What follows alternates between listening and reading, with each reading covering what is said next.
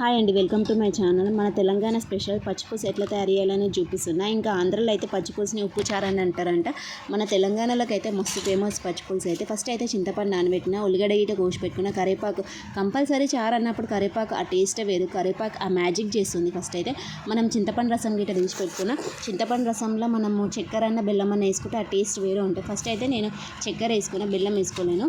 చక్కెర వేసుకున్న తర్వాత కొంచెం సాల్ట్, కొంచెం కారం పొడి గీట వేసుకొని బాగా కలుపుకోవాలి. బాగా కలుపుకున్న తర్వాత మనం కోసి పెట్టుకున్న ఉల్లిగడ్డ ముక్కలను గీట వేసి బాగా కలుపుకోవాలి. ఇదైతే కంపల్సరీ.